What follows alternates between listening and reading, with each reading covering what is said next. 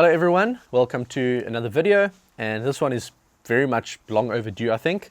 A few months ago I made a video introducing this gun that you're seeing right in front of me. It's the Matt Dubber Slugger that I worked on with Utah Air Guns. It's essentially a very high power slug gun that's putting out like 70 plus foot-pounds. This one's currently set to around 80 foot-pounds. But it's got all kinds of internal aftermarket parts, and I'll put a link down below to the gun so you can see it yourself, and if you want to buy it you can buy it. It's a great way of supporting me. But in that video we introduced this gun, I mentioned that I wanted to do a tuning video specifically for high power slug shooting, and obviously that includes this gun as well. But if you want to go ahead and build a slug gun, let's say you bought an FX Impact or a FX Maverick, and you want to change a few internal parts, you want to buy some pretty heavy slugs, and you want to really push the power up for long range shooting, there's a lot of things that you're going to need to know in order to do it properly, and that's what we're going to run over in this video. I'm going to give you tips and tricks. I'm going to run through a full tuning procedure of this gun, and I'm going to run through all the parts and how they work. So I'll put an index down below. You should see it on the bottom of your video player as well, so you can skip ahead to certain parts if you want to see it. But essentially the way we're going to structure this video is number one, internal components and what their purposes are and how they work, because understanding how the gun works is going to help you to tune the gun. It's going to just make you think, okay, the gun is doing this, the explanation for why it's doing this is probably this part, and therefore we need to adjust that part to improve it.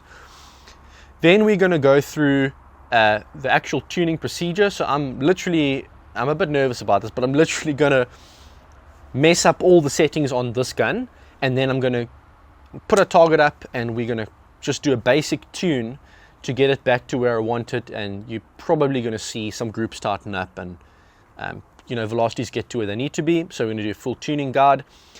Thirdly, we're going to talk about tips and tricks. There's a lot of things I've learned along the way. I'm helping to develop barrels with FX, helping to develop a lot of these parts. I'm talking to some of the designers of these parts, talking to FX, and just through trial and error, which I'm going to share with you.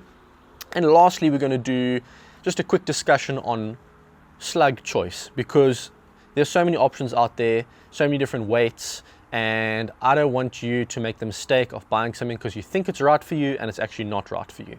And also, just I'm going to explain to you how slug choice can influence the way your gun shoots. You may have tried a slug and it doesn't work, and you assume that no slug works, but actually there's almost always a slug that'll work in your slug barrel, and you just need to figure out what that is. So I'm going to talk through that as well. But without further ado, let's get to it. There's a few things I want to clarify before we jump in the deep end. Firstly, we're talking about high power setups, not necessarily high muzzle energy.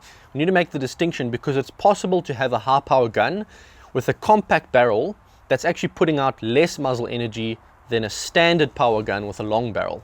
And the compact gun putting out lower muzzle energies but with a high power setting, there's a lot of tuning similarities between that and a gun like this, which is high power and high muzzle energy with a long barrel. So that distinction has to be made. I also want to clarify that we are going to be talking about slugs specifically in this video. The main reason for that is, if you want to really go high power, pellets are not the right choice for you, because putting out high speeds and high muzzle energies with pellets, there's a limit to what pellets can do, and you are going to probably lose accuracy if you push your pellets too fast. And B, if you want long range performance, pellets are definitely the wrong choice, because the ballistic coefficients are just terrible compared to slugs. So we're only going to really be talking about slugs in this video.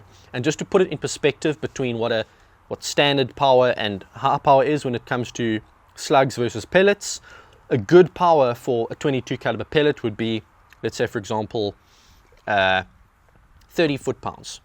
This is 80 foot-pounds with a slug, so it's significantly more than double.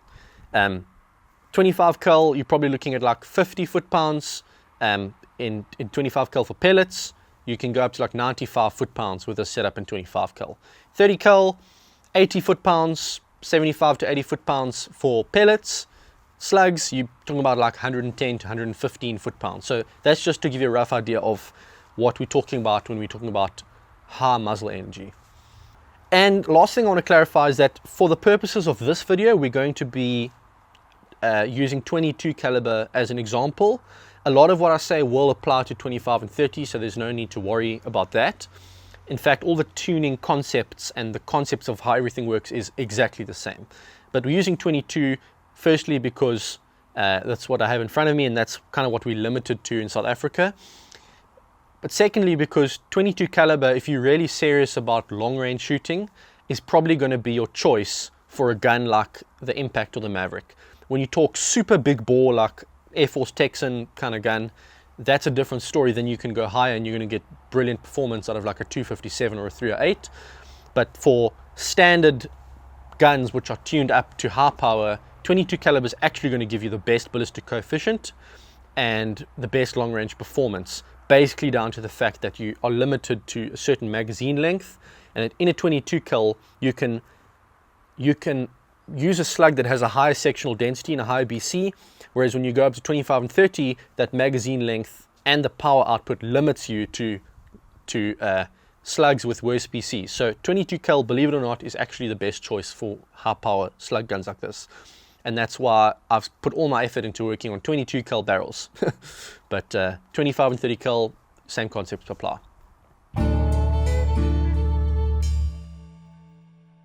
So let's talk about how a gun like the Impact works, and obviously the Maverick is a very similar gun.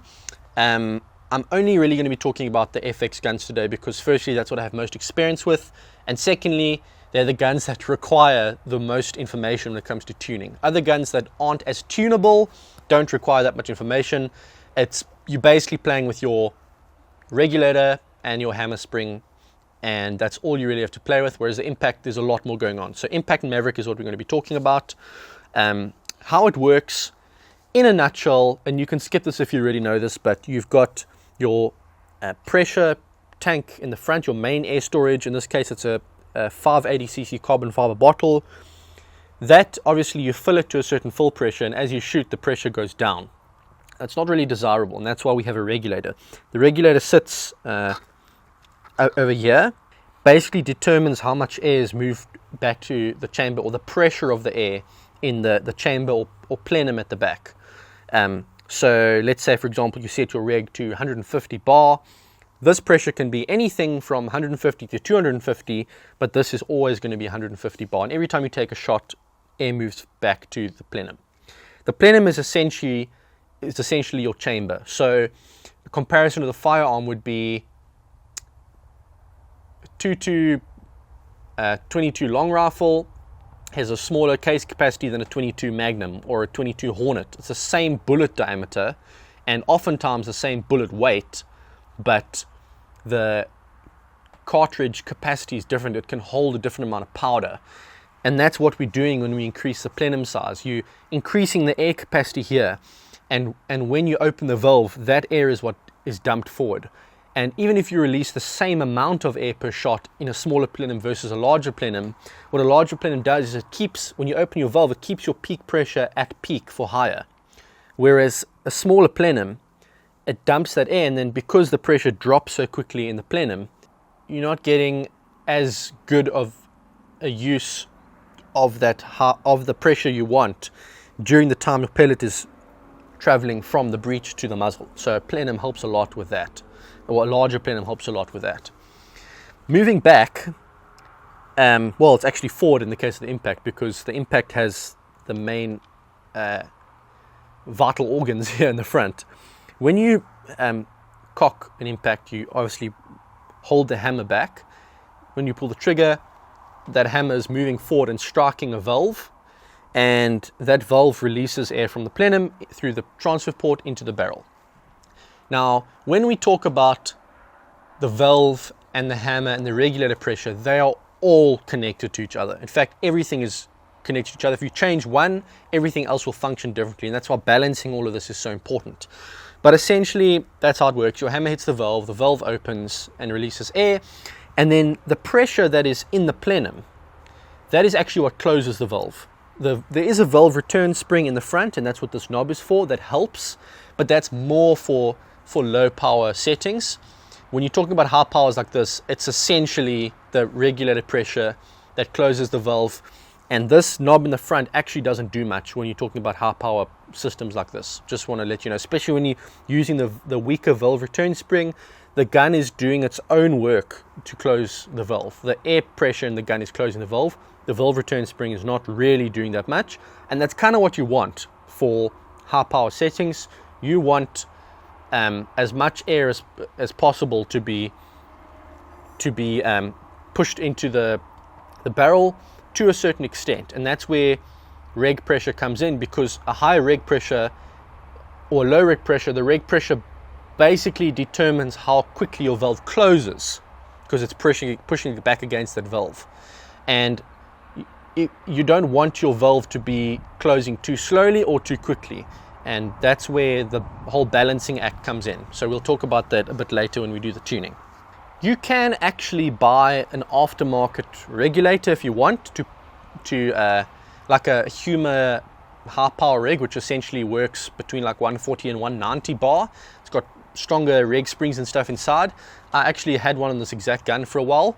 To be honest, I did not see much of a difference between the standard FX reg and the Humor reg. They both work the same, but there are aftermarket regs if you want to try them. In a standard gun, you've got a standard hammer spring and a standard spring weight. In the high power impacts, what they've done is they've installed a heavy hammer spring with a bit of a spacer. The spacer increases the pretension on the hammer spring, and the extra weight on the hammer, firstly it increases momentum, so when the hammer strikes the valve, it hits it a bit harder and opens it more, which is important if you're using high reg pressures. Otherwise your valve is not going to open much. But what it does secondly is that extra weight it adds inertia. So that means that hammer, it's opening the valve and then it has to change direction and close. And extra weight adds inertia, which allows the valve to stay open a bit longer. Without that extra weight, the valve is opening and closing so quickly at these high reg pressures that you're actually getting decreased power. So I want to clarify here, when I'm talking about reg pressures over 150, 160 bar, this gun is set to like 175 bar. There is no benefit of going higher than 150 or 160 bar on a standard power gun. No benefit, because essentially all you're doing is closing the valve quicker and you're decreasing your power. That's what you see on an unregulated gun when you see a power curve. You know, you get that pressure where you get your peak power, but anything above that you have lower muzzle energy, and anything below that you got low muzzle energy. So this kind of works the same way, in that your regulator pressure and your hammer, they need to balance each other out. And without that extra hammer weight, the high reg pressures are pretty much pointless. So all the aftermarket hammer does in this impact is allows you to use those high reg pressures to your advantage. I mentioned that there's a weaker valve return spring in the front of this gun. You know, these parts inside are, if you don't know what you're doing, they're a bit of a mission to install, and that's why I recommend to you, if you're not an expert at taking apart an impact and putting it back together, rather look at getting a gun like this from Utah Air Guns, which is already put together and has a basic tune for you, than trying to do it yourself. Obviously, if you feel confident doing it yourself, that's an option. You can buy all the aftermarket parts and do it yourself, but just be careful. But there's a valve return spring in here, and essentially with the high power impact, we found that because there was so much back pressure in the plenum pushing back on that valve, you weren't getting the full benefit of a 700mm barrel. So the weaker valve return spring allows that valve to stay open for longer, kind of the same amount of time that you'd have your standard impact with a standard valve return spring open for, and that allows you to get the most out of your 700mm barrel. Without that weaker valve return spring, the valve is closing way too quickly, and by the time the pellet is 500mm up the barrel, the valve's already closing, so that extra 200mm is basically not helping you. So weaker valve return spring for high power shooting is very, very important, and this gun comes standard with it.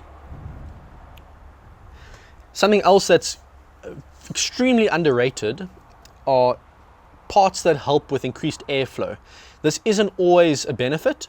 If you're shooting with a very low power gun, a smaller transfer port may actually be of benefit to you. That's not something we need to talk about in this video, but with a high power gun like this, you really want that increased airflow, because if you don't have it, that transfer port or that probe is creating a bottleneck in the system, and all these aftermarket upgrades are basically coming down for nothing. They're not helping you.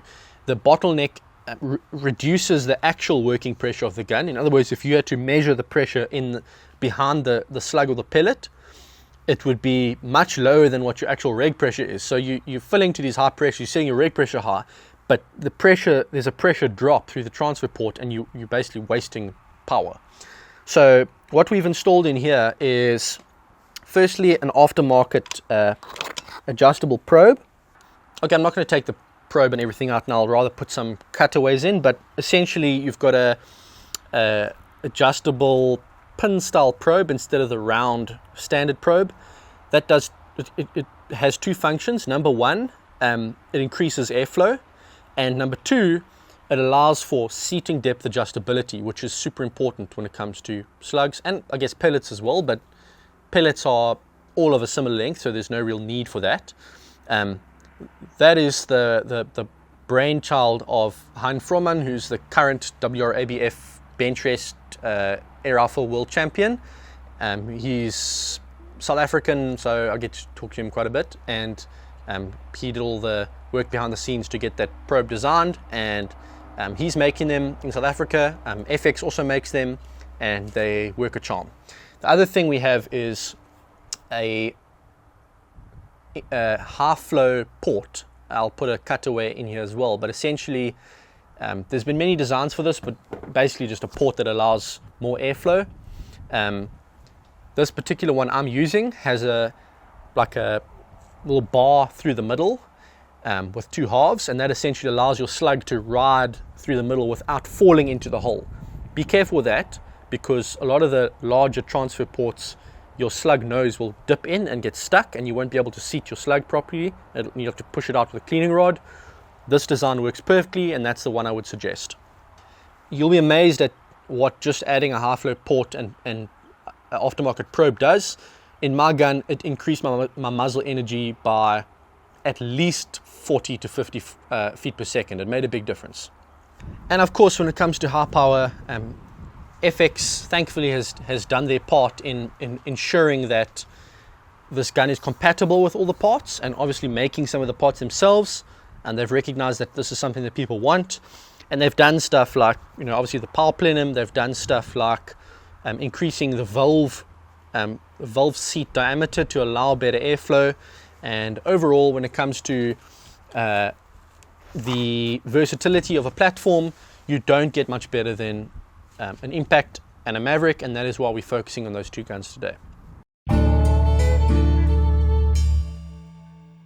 The next section that we are going to be talking about is an actual tuning guide. So I'm going to basically run through this and show you how I would tune a gun. But before we get to that, you have some decisions to make. You need to choose, firstly, what the purpose of the gun is. If you are doing pest control in an urban environment, you probably don't want a high power gun. You probably want something that's low power, that's not going to cause much damage after passing through an animal, or if you miss, it's going to be quiet, you're going to get a lot of shots per fill.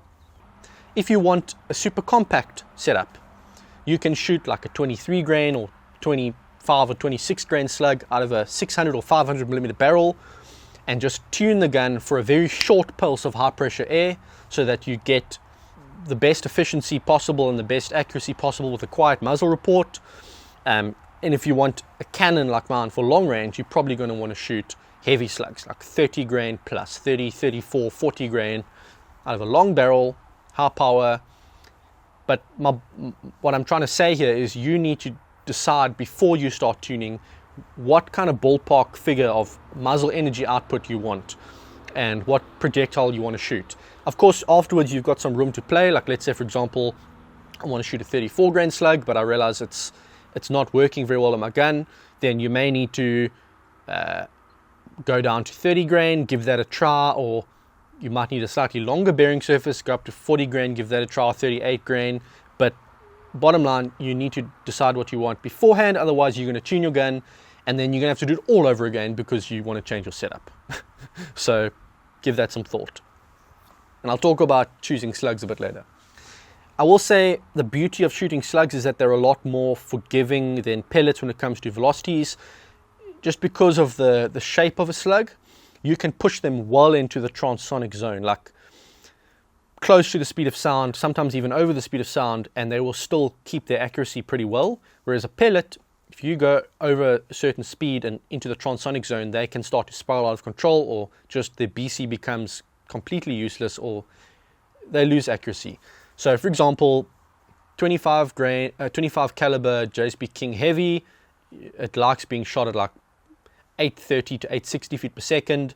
30 cal JSB like 45 grain pellet likes to be shot but under 900 feet per second, and that's where all the competitions have been won with that pellet. So you don't have much room to play with in terms of velocity, whereas a slug, you can afford to push it. So I would also say, aside from just choosing a slug, decide what velocity you want. For me, I want to keep it as fast as possible and as heavy as possible without losing the harmonic sweet spot in my gun. For me, that's like 34 to 40 grains at 950 to 1000 feet per second. That is where this gun likes it, and it's very quiet and very efficient.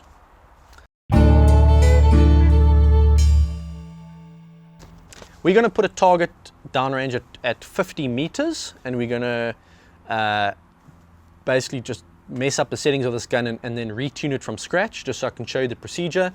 This is what my gun is currently shooting like. This is 10 shots at 50 yards with 34 grain slugs at 80 foot-pounds. So it's an absolute beast, but I don't know if we'll get it quite to where this is today. I don't want to spend too much time fine-tuning, but let's see what we can do. We've got the gun set up here, magazine filled with 34 grain Patriot Javelin slugs, which is what we're going to focus on. Targets at 50. What I've done is I've released the main air bottle to close the back valve there. I've lowered the reg pressure to about 120 bar, which is way too low, but we'll start moving it up.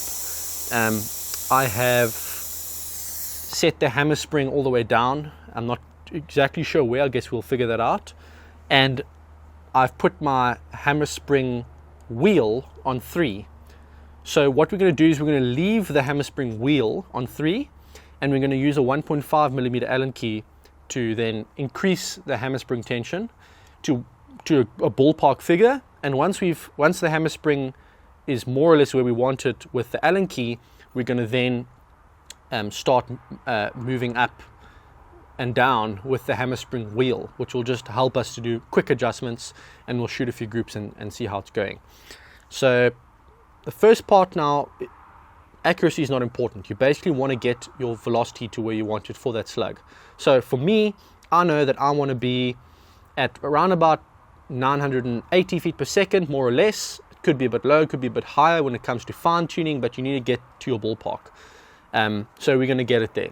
The way we're going to do this is we're going to increase the reg pressure little by little, and as we increase the reg pressure, we're going to increase the hammer spring tension as well, so that the two balance each other out as you go up in power. So chronograph is connected. Let's take a shot here and see where we're at, and we can start moving up from there. And as I said, accuracy is not important, so we're not even going to film this first part. 886. Okay, 886, not very high at all. So I already know 120 bar is way too low, so we are going to go up to 150 bar, more or less, and then try this again. Okay, reg is up to 150 bar. We are going to take another shot.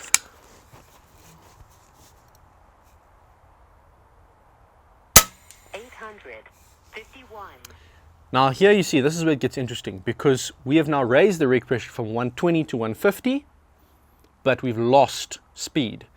Now, as I mentioned, the reason for that is increasing the reg pressure. It basically means that when the valve opens, there's more force pushing against the valve. So what we're getting is a valve stroke that is way too short. It's a very short pulse of air. Even though it's a higher pressure, it's a shorter pulse of air. And as you see, we haven't changed the hammer spring tension at all. So what we're going to do now is we're going to increase the hammer spring adjuster to get, a bit higher than where we were. As I said, super important that you increase the two at the same time. So we are going to start screwing in the hammer adjuster screw. And as I do this, let me mention that especially at high powers, these hammer adjuster, that little 1.5 millimeter Allen key screw has a tendency of coming loose by itself. So what I always do is put a little bit of blue Loctite on it and just make sure the Loctite is in those threads. And that way, a little bit of Loctite means you can still adjust it, but it's got a lot more resistance to moving by itself. That is one of the top tips I have for you. Okay, done a good 3 or 4 full turns on the hammer spring. Let's see where we are. 914. 914. So not bad. Let's do a few more turns on the hammer spring. Okay, I've done another 3 or 4 turns. 944. 944. So not bad, but let's go a little bit more.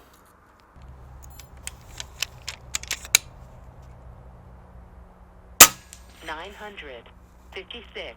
956. Not bad. A few more turns. 951. 951. So what happened there is we reached basically the peak of what this regulator pressure is able to do in this gun. We've got the reg at 150. We've moved the hammer spring down. We've moved it up. We've reached a peak of around 950. And now we've gone past that peak. That's where you do not want to be, because anything past that peak for a given reg pressure, all it means is you're going to be wasting air and your accuracy is probably going to be worse. So you want it at the back end of that curve. So we're going to back it off. Actually, we're not going to back it off a few more clicks. What we're going to do is we're going to raise the reg pressure. So there's a little reference for you. 150 bar, 950 feet per second is about as much as you're going to get. For most people, that's going to be more than enough. However, I want to get the most out of this gun, and I know that these Javelin slugs actually like being shot at very high speeds, so we're going to put the power up. Reg pressure is going to go up to, I'm going to put up to 165 bar. Okay, that's 165, and we should be higher now than 951. Possibly. 900. There you go, 993. Okay, so we are now going to go a little bit up on the hammer spring again,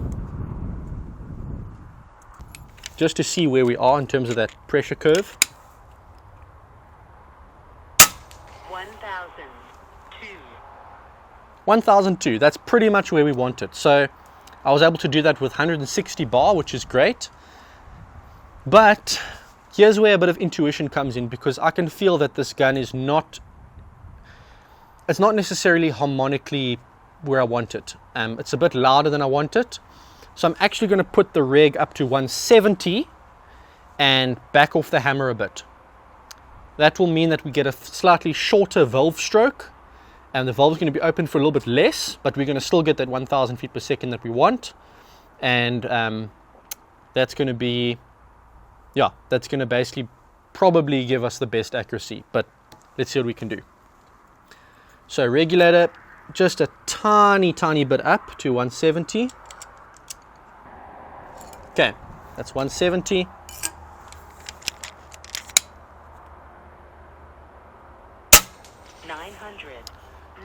So we've actually lost a tiny bit of speed, but I'm actually happy with that, because what it means is that we are definitely below the peak of that pressure curve.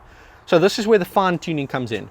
I'm going to turn on my scope cam now, and we've got a bunch of dots out there on the paper. You really don't need anything fancy. Just a couple dots on a white piece of paper will do. Just make sure they're spaced enough apart that you don't cross shoot your groups.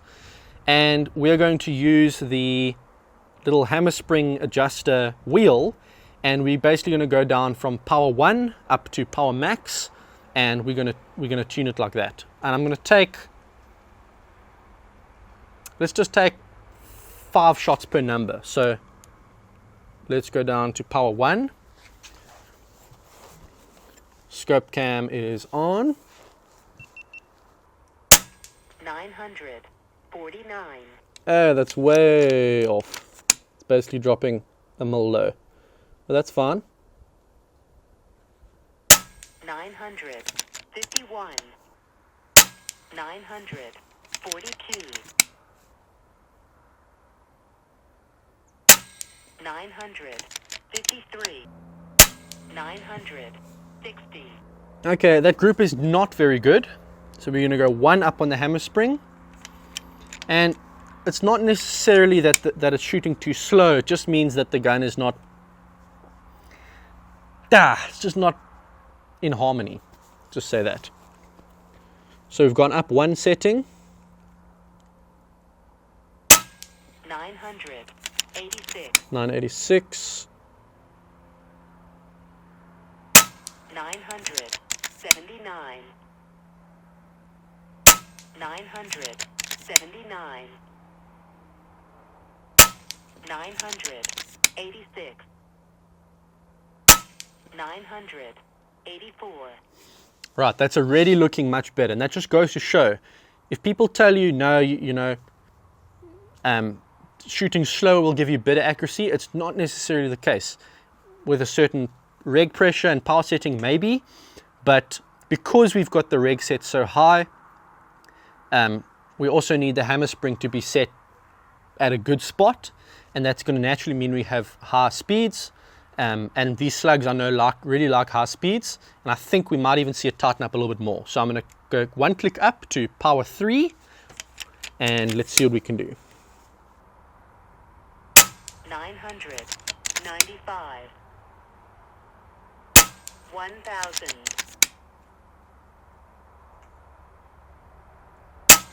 988. 988. 990. Okay, that group looked very, very similar to the previous group, but we're getting a little bit more velocity as well than we were from the previous group. Just for interest's sake, let's go up 1 more click. We are now at power 4. I think I'm running out of shots here, but let's take a few more shots at power 4. Just see where we're at.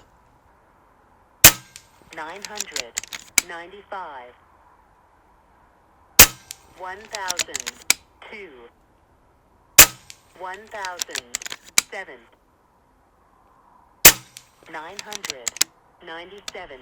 Right, now that group was worse, and we did not get a large increase in muzzle energy. So all that means is we need to back off to the previous setting, which gave us a good group, and it also gave us, I could actually hear it sounded better. I don't know if you heard it, but the last group I just shot, it sounded louder than it should have been. So we're going to back it off. Make sure you do that when the gun is decocked. Back to power 3. And that's where we're going to leave it. 990 feet per second, good groups. And now if I wanted to fine tune, I could take the valve adjuster at the front and try and adjust it a bit. But to be honest, because we're using such a weak valve return spring, this valve adjuster in the front doesn't do much. On a standard power impact, this is where the magic happens. You can basically back this in until you'll just see your groups tighten up and your efficiency improve and everything. But on the high power versions, I can basically turn this all the way in, and it makes very, very little difference to the performance or velocity of the gun. So actually with this setup, I would, if you're using the weaker valve return spring, just push it all the way back. It's probably going to not make a big difference, but that's how I would suggest leaving it. So there we are, 990 feet per second. Pretty decent group. That's back where I basically was when I started. It's I think it's around 75 foot-pounds, something like that. If I, with this exact same power settings, pop a 40 grain in here, I'm up to 80 foot-pounds, which is crazy. And that's like 950 feet per second with a 40 grain, which is super cool. But I think the 34s are a really good middle ground because you're getting that high speed as well. And the BC increase from a 34 to a 40, there's not much of a BC increase, so 34 is a really good sweet spot for this gun. That's probably a half-inch group, which I'm super happy with.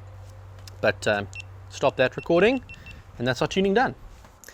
Now those groups I just shot were not quite as perfect as the way the gun was shooting before I messed up the settings, but I know that can be corrected simply by bringing the reg pressure maybe 3 or 4 bar up and down, and then fine-tuning the hammer, not using the clicks but actually using the Allen key and fine-tuning it. I know what the gun was shooting like before. I know it can get slightly better. I should be able to get it down to sub MOA at 50, and I know that will be sub MOA at 100 as well. So I'm happy with that. Right, so let's talk about tips and tricks, because there's always more that you can learn. I have people that I look up to and learn from when it comes to shooting and guns. Maybe there's something you can learn from me today, because I've obviously been, this is my day-to-day life, so I've been through quite a lot. Let's talk first of all about short barrels, because I hear a lot of people saying that slugs don't work out of the shorter slug liners or shorter barrels in general, and that is just not true. There's actually nothing wrong with the barrels. A lot of people think, no, the 500mm slug barrels, for example, are too short. They think, oh, maybe it's not getting enough of a spin rate, or that it's something to do with the barrel design. It's actually nothing to do with the barrel design. It's more about the settings that you use. Sorry, the wind's picking up and things are blowing over here. If you want to use a short barrel, like for example this Maverick with a little compact barrel, now let's say I put some aftermarket high power parts in here, and I want to shoot slugs out of a short barrel. All you need to do to improve your accuracy is to change the way that the valve opens and closes. I found that a higher pressure and less hammer spring tension is the secret to shooting well with a short barrel. So, for example, if I want to shoot 26 grain slugs out of this gun, what I'll do is I'll straight away just put the reg pressure up to like 160, 165 bar, which seems pretty high for such a light slug.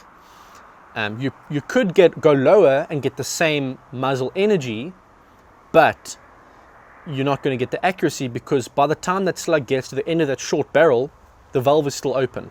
So you've got two options. Number one, you can shoot at low velocity. So you use the same lower reg pressure, let's say 140 bar, but then you're not going to get the muzzle velocity you want. Or you can raise the reg pressure and use a shorter valve stroke, a shorter burst of high pressure air. Why do you think a rimfire is able to be so accurate at 150 foot-pounds out of such a short barrel? It's because a rimfire uses a very, very short burst of very high pressure gas. That's the secret to a rimfire's quietness with a suppressor and accuracy. You need to do the same out of an air gun if you want to get that accuracy. The secret also with short barrels is to use your valve return knob. Okay, the Maverick doesn't have one. If you have an impact, use your valve return knob and adjust it all the way, adjust it down. The valve return knob will be another way to ensure that your valve closes quickly, and it will help with accuracy and a good tune out of your short barrel gun. If your gun barks a lot with a short barrel and you hear that the valve is still open when the slug's already left, then you know something's wrong. Tip number 2, it's not necessarily a fact set in stone, and I actually may be wrong, but based on my experience, when you're talking about very high powers like this, I've actually had much better results at higher reg pressures than I have at low reg pressures. I think it's because of the same thing as I've just mentioned with the shorter barrels. Yes, this barrel's much longer, but the same concept applies. A shorter burst of high pressure air tends to give better results than a longer burst of low pressure air. I know some people disagree with me, and when it comes to pellets, often the opposite is true. Because with pellets you don't need that high power, you can use super low reg pressures and a long valve stroke, and that long valve stroke is still short enough that you're still getting that harmony of having the valve closed before the pellet gets to the end of the barrel. But with high power guns, there's a big risk if you're using a heavy hammer and trying to get power, the big risk that you open the valve for too long, and a high reg pressure is a very good way of ensuring that does not happen. Even if I remove this valve return spring entirely from this impact, at 170 bar, 175 bar, if I take a shot, that valve will close by itself. It doesn't even need the valve return spring. And that's a sign that it's actually working the way it should. And you can just hear by the way this gun shoots. I've competed in competitions at this exact range where I'm competing against people with 30 foot-pound guns, and you cannot hear the difference between the 75 foot-pound gun and the 30 foot-pound gun, and that is mind-blowing. Next tip, if you are building a high-power Impact or Maverick, or basically any gun, use a high-flow port and probe. I promise you this is going to make a big difference. It's amazing, at low powers it doesn't really have too much of an effect, and as I mentioned, you may actually get better accuracy at low power from a smaller transfer port, but at high power you basically want to get the best airflow possible because it allows you to keep everything else down. It's better for harmonics. Before I had the high transfer parts and the power plenum and all of that, I was pushing this gun really hard with like an external plenum and hammer spring spacers and stuff, and even at 60 foot-pounds it was overpowered. It wasn't fun, it wasn't nice to shoot. You heard the twang of the hammer striking too hard, a lot of vibration, wasn't great. But just because of the design now, everything has worked together, and that means that this gun is able to be extremely peaceful. It's not even maxed out, and it's putting out 75 foot-pounds, and that is awesome. Next tip, let's talk about barrel cleaning. My personal experience is that I never clean my barrels. They can go through stages where, at some point it's the group opens up a little bit, and then it closes a bit, and then it opens up. It kind of the group size fluctuates, and that can just be a little bit of lead that's stuck in the barrel. But my experience is that those bits of lead get cleaned out as you shoot. But if you clean your barrel, you've got to then get back to that lead equilibrium in your barrel. You're going from a clean barrel where there's actually a lot of friction because you've got steel which sticks to lead and it's pulling bits of lead off your slug, and it takes a while to get back to equilibrium. Different lead formulas might be different. So for example, I found if I shot harder slugs with more tin or antimony in them, that tin or antimony would actually get stuck in the barrel in slight fractures or microscopic scratches in the barrel, and then the accuracy just was terrible, and I had to clean that barrel regularly. With the javelin slugs, which are very, very soft lead, that lead, each shot basically cleans out the previous shot, so there's no need to clean it. Your barrel might be different, but with all the barrels I've had, that's what I've experienced. Just one note on setting up and tuning the Maverick. Don't be put off by the dual reg system. All this basically means is that you want to set your first reg higher than the second reg. So if you set your second reg to even a high reg pressure, like let's say 170 bar, just put your first reg to 180, 190 bar. As long as it's higher than your second reg, it's going to work. Don't be daunted by the fact that there's two. In fact, the Maverick, because it doesn't have the valve return adjuster, it's just one less thing to worry about.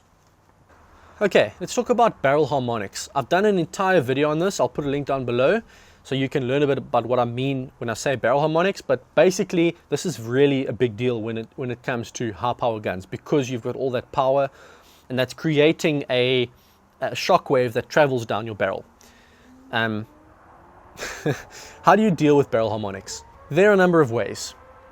Number one is just tune the heck out of your gun. So if you've got a stock standard 700mm barrel, you're probably going to need to do a lot of fine tuning to get it perfect. Play around with your reg pressure, play around with your hammer spring tension, play around with the seating of the slug in the chamber with the adjustable probe. Get it to the point where when you close the bolt, you can just feel that slug touching the lands and grooves of the barrel. That's probably where you want it. You don't want it shaking around loosely in your barrel, and that's very likely to happen with like a 21 or 23 grain slug. You also don't want it to be jammed in too tight if you're using a hard lead or a larger diameter like a 218. With a 218 with harder lead, you don't want to be forcing it in, because then your probe can actually be digging into the back of your slug, and that's not good either. So adjustable probe, use it.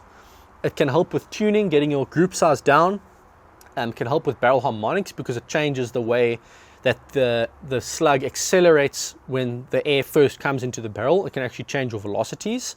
But stock standard barrel, just play around with your barrel harmonics.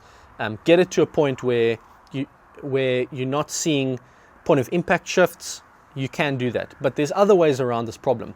You can use carbon fiber to reinforce your barrel. This is actually what I've done in this impact. I found carbon fiber sleeves that fit very tightly around the liner and inside the housing. So basically it takes up that whole space between the liner and the housing. It reduces barrel flex. So there's still barrel flex, but it just means that when I'm tuning, I don't see those extreme point of impact shifts. It also reduces point of impact shift due to temperature changes. So it just holds that liner in place firmly and stops the point of impact shift due to temperature changes, which doesn't necessarily help in like a bench rest match, but it helps a lot in when you're shooting like field target or something where as it heats up your point of impact shifts. Bench rest match you can re-zero, field target match you can't, so take that into account. The other thing you can do, and now this is where we're taking it to another level, this is a custom made barrel housing. As you can see here, I'll put a close up, but this liner is very, very tightly held by a very, very solid piece of metal, and that basically does the same thing as the carbon does, keeps it super rigid. And let me just read you. This is again the handiwork of Mr. Hein Fruman. I'll just quickly read you his explanation of what he's done with that barrel. It's pretty crazy. Okay, it says, "Hi Matt, the tube is a honed stainless / titanium tube. This material is imported from Germany, designed to accept pressures of up to 1,000 bar. The titanium provides some rigidity and thermal stability to the softer 310 stainless. I use H9940 high performance epoxy infused between the liner and the tube. The shrinkage is around 3.6%, and taking into account the thickness is negligible. The epoxy is temperature stable and provides a solid bond. The tube and liner are straightened prior to fitting. I fitted a shim at the chamber, center and choke to ensure the liner is centered. Also shortened the liner to expose more lands for probing tests. The liner is moved rearwards in the port, mostly to reduce the pin length. This is to prevent the magazine to cam into the probe with the deep skirted pellets." It's pretty crazy the detail that went into making that barrel. It's a bit more detail than most people will be able to do, but I think I've spoken to FX about possibly working on something as an aftermarket option, and there's stuff in the works. It might take some time, but it'll be pretty cool to see what comes out in the future to help with barrel rigidity, especially with high power setups. Next point, hold sensitivity. Because there's so much vibration emanating from this gun when you take a shot, it can be hold sensitive. And what this means is if you hold the gun differently, let's say it's on a bench and I've got my cheek on the cheek piece and I'm pushing down hard, it's going to recoil differently to if I had no cheek pressure, and that's going to affect my point of impact downrange. Be careful with this, because with these guns are a lot more hold sensitive than low power guns. So you have to think about, for example, what are you going to use it for? Are you going to be using it for bench rest only, in which case you can actually just keep your cheek off it entirely and just lightly touch the trigger? Are you going to be using it for hunting as well, in which case you can zero it on a bench and put your cheek and keep no cheek pressure, but then when you're out in the field and you put your cheek on it, your point of impact is going to be different. Big problem. So the way I do it is when I shoot, I try to hold the gun the exact same way that I would when I'm hunting, so that I know, even if it doesn't give me optimum performance off a bench, I know that when I go hunt, my point of impact is going to be the same. You're going to have this, if you don't take hold sensitivity into mind, you're going to find yourself in situations where you zero your gun and then you go hunting and you keep missing and you don't understand why. This will help solve that. That's one of the reasons I also like to shoot off a bipod, and sandbag all the time. When I'm hunting, I lie down prone even if I don't have to. It helps with that. Or when I'm sitting down, I rest my elbow on my knee and I use my hand basically over here where the bar pod would be, and that helps to just keep the hold sensitivity exactly the same. So that's another tip for you. And my last piece of advice for you is, if you can afford it, there are some brilliant aftermarket parts that will help when it comes to just making the most out of the setup. The gun can shoot great, but if you can't use the gun in a way that's going to make you comfortable, then there's no point. So stuff like the Saber Tactical Arca Rail, it's super rigid. It gives me a point to mount the bar pod slightly forward. Aftermarket grip that actually comes with this Utah Airguns Impact just helps my hand feel a bit more comfortable. Adjust your trigger to exactly where you want it. I like a soft one-stage trigger. The bag rider and shoulder pad here, there's so many amazing versions on the market. This one's by PR Systems, Saber Tactical makes one, Crafton Lip makes one, Bullet Central makes one, and they're all great. This is something I would recommend before you do anything else. It really, to have that adjustability up and down on a bench, it means you don't have to squeeze your bag as much, and again, that just helps with consistency. And lastly, before we bring this video to a close, I know it's going to be a long one, but choosing a slug, it's a massive part of setting up a high power gun. And it's very difficult because you may have a slug in mind, and then you buy your gun and you try and shoot it, and for some reason it doesn't shoot well. That's fairly normal. Slugs are very fussy with different barrels, and there's natural variation in barrels. So it might be that you've got to go one size down, like 217 to 2165 or 217 to 218. It might be that your barrel likes a slightly longer bearing surface, so you might want to go one size heavier, or find a slug with a different lead formula. But you need to start off knowing what kind of slug you want to shoot. And when I say what kind of slug, I mean two things. Firstly, what weight you want to shoot, because there's no point buying a 34 grain slug if you want to shoot it out of a 500 millimeter barrel. You're just not going to have enough power. So in that case, you're going to want a lighter slug. So do a bit of research, find out what sort of muzzle energies you need to shoot that weight slug at a specific speed, and find a weight class that's going to suit you. For very lightweight slugs, I have to say I've found nothing that shoots as well as a FX hybrid. It's just something about that hollow design. It creates like a flywheel effect and just keeps that slug super stable. So you get really good BCs for that weight class, and it's very accurate. Tip for the hybrid slugs, they like to be shot at high speeds and at high reg pressures. I think the high reg pressure side of it is because that skirt forms, it's actually forced out to engage the rifling, and that helps the accuracy, but hybrids are a great choice there. When it comes to choosing a slug, the other thing you have to consider is your purpose. Are you going to be hunting? Because if you are, you're probably going to want some good knockdown power down range, and you're very much going to want a hollow point. A normal non-hollow point slug, especially with hard lead, is just going to pencil straight through, and it's not going to do much damage. It's not like a pellet where you've got a dome that just packs a punch. A slug is made to be aerodynamic. It's going to slip through an animal just as easily as it slips through the air, and a hollow point just stops that from happening. It opens up, it dumps its energy. So a good hollow point is super important, and there are hollow points that just do nothing. If the lead is too hard and there's not enough muzzle energy, or if the hollow point's too small and you're hitting fur or feathers, and those fur or feathers are stopping that hydraulic effect of a hollow point opening up, hollow point's not going to work. So do your research. We've kind of taken all of that into account when designing the Patriot Javelin slugs, and obviously from a hunting perspective, I'm going to be biased towards the Patriot Javelin slugs because they are what myself and Rolf Foster designed to be the best for our types of hunting that we do, and that's like long range small game hunting. They're going to open up at any velocity, at any distance, soft lead, and they're going to really do a lot of damage. We've also done a lot of airflow simulations with the Javelin, so as far as ballistic coefficient goes, we know that they're actually a very good shape.